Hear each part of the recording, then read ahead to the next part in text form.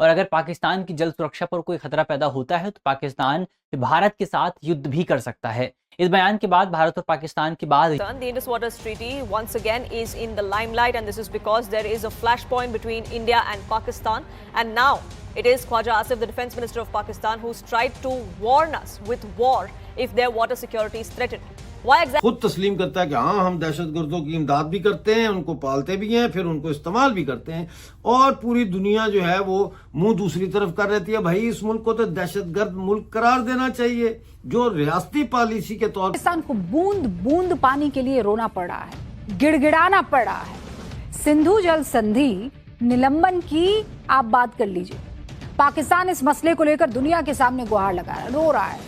Belgium की राजधानी Brussels में पाकिस्तान ने अंतर्राष्ट्रीय समुदाय से सिंधु जल संधि पर भारत के साथ बातचीत करवाने की भीख मांग Back. The treaty divided 6 rivers of the Indus Basin. India received rights over the eastern rivers, Ravi, Beas and Satluj, while Pakistan received rights over the western rivers, Indus, Jhelum and Chenab.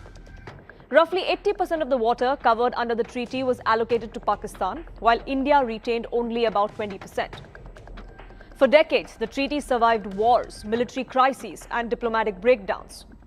But now it's at center stage. ये तो मैंने आज तक 30 साल मेरी as हो गई है, मैं बता रहा हूँ, ये ऐसे जो हैरान कुन हो गए। मैं क्या 30 साल मेरी एज हो गई है, मैंने अभी तक ये पानी का मसला हल नहीं देखा। क्योंकि हमें चाहिए कि हम क्यों इंडिया का मिसाल ले, हम भी कहते हैं कि हमारा दुश्मन मुल्क है, हमारा दुश्मन मुल्क है। चलो जी, हम दुश्मन मुल्क है, ठीक है, हम मानते हैं हमारा दुश्मन मुल्क है, तो उस दुश्मन मुल्क पे आप ना उनका जो के मिसाल ले। रानी ने बोला कि जंग है, एंड बिल्लो रानी बता रहा था उसको, स्पीकर को, as if speaker was sleeping, उसे जगाने की कोशिश कर रहा था, ये जंग है। तो भाई देखो, अभी तक हमने कुछ भी वायलेट नहीं किया है। हमने इंडस वाटर ट्रीटी को अबेंस में रखा है, सस्पेंड किया हुआ है, लेकिन हमने अगर आज IWT आज लग जाए तो भी जितना हम कर रहे हैं उसमें किसी में भी IWT की।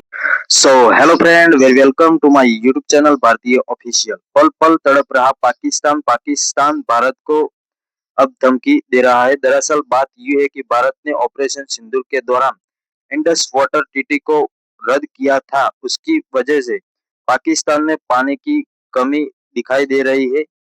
यदि यही वजह है कि पाकिस्तान की सरकार अब गुस्से हो रही है। पाकिस्तान के मंत्रियों और सरकार ये कह रही है कि भारत के खिलाफ हम जंग छेड़ देंगे। बिलावल भुट्टो के बाद अब पाकिस्तानी रक्षा मंत्री ख्वाजा आसिफ का कहना यह है कि हम इंडिया के साथ जंग छेड़ देंगे क्योंकि पाकिस्तान गंभीर जल संकट से जूझ रहा है। तो पाकिस्तानी रक्षा मंत्री ने बोला है कि हमें जल का खतरा दिखेगा तो हम जंग शुरू कर देंगे। पाकिस्तान के नॉर्थ वेस्ट कैनाल में 64% पानी की कमी है, राइस कैनाल में 38% कमी है और दादू कैनाल में 82% पानी की कमी दिखाई दे रही है। भारत ने सिंधु जल समझौता पुराना था जो रद्द कर दिया, तो अब पाकिस्तान पानी के लिए तिल मिला उठा है।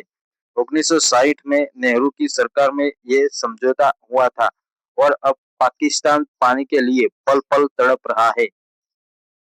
जो हमारी बेवकूफ़ी होने के बाद जो भी बचा हमारे पास, हमने उसको कभी यूज़ नहीं किया। और देखिए कैसे सिग्नलिंग होती है, लोगों को बेवकूफ़ बनाया जाता है। किसी भी IWT को उठा के देखो आप, उसके बारे में कोई भी आर्टिकल पढ़ो, उसमें एक चीज़ आपको एक लाइन दिखेगी कि 3 ईस्टर्न रिवर्स 3 वेस्टर्न रिवर्स। तो वेस्टर्न रिवर्स में उधर से शुरू करेंगे तो इंडस, फिर झेलम और चिनाब, तो वो पाकिस्तान के चले गए, और 3 ईस्टर्न रिवर्स भारत के पास आ गए। कौन कौन से है जी? रावी, सतलुज, ब्यास। इससे बड़ा झूठ कभी बोला नहीं जा सकता। I tell you why. ब्यास शुरू होता है हिमाचल के अंदर और पंजाब में ख़त्म हो जाता है। हरिके में जाके इसका मिलन हो जाता है सतलुज के साथ। उसके अलावा जब आप मंडी या कुल्लू जा रहे होते हैं, रास्ते में जो डैम आता है वहाँ से पानी यानी कि ब्यास का डाइवर्ट होके सतलुज के साथ मिलता है। तो एक्चुअली हमने अपने पास 2 रिवर रखे और 3 दे दिए पाकिस्तान को। लेकिन क्योंकि हमने ज़ीरो इन्वेंट किया था, गणित में लोगों को रुचि थी, तो बोला गया 3 हमारे पास, देखो कोई रिवर यहाँ से बहता और पाकिस्तान में जा रहा होता तो हम उसको एक गिनते, बिकॉज बाकी जितने 5 रिवर हैं सारे भारत से निकलते हैं, जो कोई चाइना से निकल रहा है, तिब्बत से निकल रहे हैं, फाइनली हमसे बहते हुए वो पाकिस्तान में जा रहे हैं, तो उनकी काउंटिंग तो समझ आती है। ब्यास रिवर भारत के अंदर खत्म हो जाता है, उसकी आइडेंटिटी खत्म हो जाती है, लेकिन क्या है, आपको दिखाना था कि बहुत इक्विवेलेंस अप्रोच है, तो आपने ये झूठ बोला और हमने भी उसको हड़प कर लिया। तो अभी उसमें क्या था कि जो 3 रिवर नीचे वाले, अभी हम 3 इसलिए कह रहे हैं कि अभी मैं उसको 2 बोलूंगा तो लोगों को फिर कंफ्यूजन होगी। 3 जो ब्यास, अब अगर नीचे से देखना शुरू करेंगे तो जो 3 रिवर हमारे पास आते हैं उसमें रावी जो है वो जम्मू कश्मीर और पंजाब के बॉर्डर पे है, फिर आता है ब्यास जो हिमाचल से लाइक ऐसे स्टार्ट होता है, और रावी भी हिमाचल से शुरू होती है एक्चुअली, और सतलज जो है वो तिब्बत से आता हुआ हिमाचल को क्रॉस करता हुआ, और फिर रावी, ये सारे जो हैं ये सारे मिल जाते हैं। टेक्निकली लोग कहते हैं कि क्योंकि सारे दरिया जाके इंडस को ही मिलते हैं फाइनली, बिकॉज ये आगे जाके चिनाब में मिलते हैं, चिनाब जाके इंडस में मिलता है, तो इसलिए वो कहते हैं कि 3-3 गिनना ठीक है, पर मेरे हिसाब से 3-2 का गेम है। तो वो होने के बाद भी जो 3 दरिया हमने ऊपर इंडस, झेलम और चिनाब पाकिस्तान के हवाले किए, उसमें भी हमारे पास ऑलमोस्ट 20% वाटर हमें यूज़ करने की परमिशन थी एज पर हमारी अपनी जो हाथ काट के दिए थे हमने IWT में, वो भी उसका हमने कभी यूज़ ही नहीं किया। और ये जो 3 रिवर नीचे वाले हैं, सतलुज रिवर जो है हुसैनी वाला बैराज, हुसैनी वाला जैसे वहाँ एक बद्दी सी परेड होती है ना अटारी में, उसी तरीके के वाघा अटारी बॉर्डर पे वैसे ही एक परेड हुसैनी वाला में होती है। वहाँ पे एक छोटा सा डैम है और ऑलमोस्ट 10-11 महीने, 10 महीने कह लीजिए आप साल में, उसमें से एक भी बूंद पानी का आगे नहीं जाता। लेकिन जब मानसून आता है तो नेचुरली आप पानी को कितना रोकोगे तो वो फिर पाकिस्तान में जाता है। तो ये जो सब किया, सबसे पहली जो एक नेशनलिस्ट सरकार कोई भी होती तो इतना तो करती कि चलो जो बेवकूफ़ी हमने कर दी, बिकॉज IWT सिर्फ कहानी की एक पहलू है। उसके बाद एक ट्रीटी की गई जिसमें सलाल हाइडल प्रोजेक्ट जो कि मॉडर्न प्रोजेक्ट बना था अपने टाइम का, उसके स्लूस गेट बंद कर दिए गए, सील कर दिए गए, ताकि कोई भी जो सेडिमेंटेशन है वो बह के नीचे पाकिस्तान में न जाए। और जब हिमालयन रिवर्स, इस सबको पता है ये ग्लेशियर मेल्ट के रिवर हैं, और ग्लेशियर मेल्ट के साथ साथ ये पूरे साथ में चट्टाने, पत्थर, मिट्टी साथ में लेके आते हैं। जब फ्लड्स होते हैं, अगर सतलुज को आप फ्लड सीजन में देखो तो ब्लैक हो जाता है पानी, ग्रे नहीं, डार्क ग्रे, मतलब लुक्स लाइक ब्लैक, देखने का मन नहीं करता। बिकॉज हम लोग जाते थे बाइक राइड पे उस टाइम, तो बगल में नीचे होता था काफ़ी ब्लैक। क्यों ब्लैक?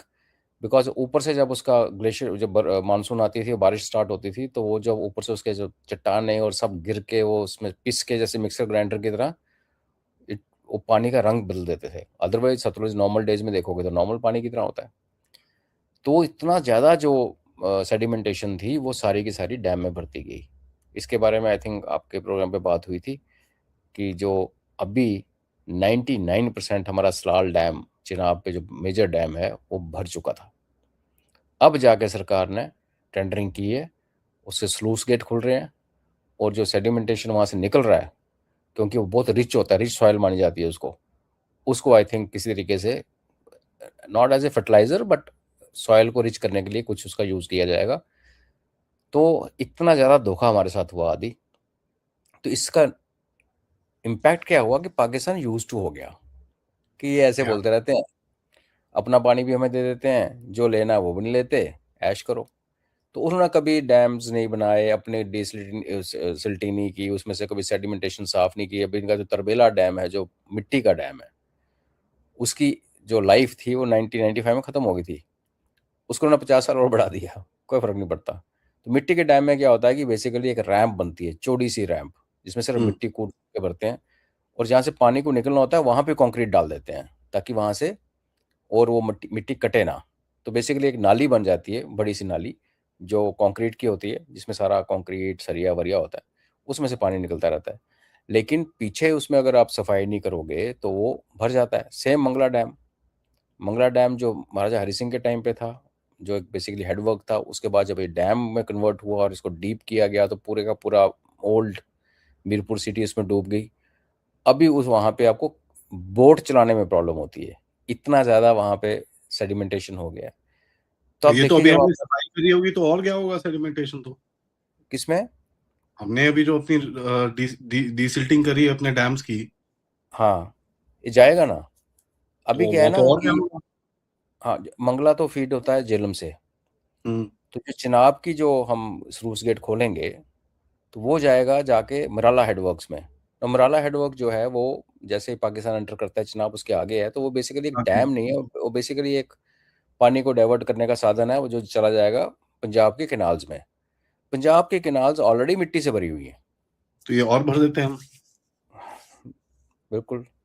अब प्रॉब्लम क्या है कि जिस देश में आपने कभी केयर ही नहीं की कि हम पानी, कभी ऐसा टाइम आएगा जो अंग्रेजों के टाइम के बने, महाराजाओं के टाइम के बने हुए डैम, उनमें से आपने रेत तक निकालने की कोशिश नहीं की, पैसे आप खाते रहे, तो जब सिर के ऊपर फूटा आके वो ढोल आपके सिर के ऊपर, तो आपने जंग का ऐलान कर दिया।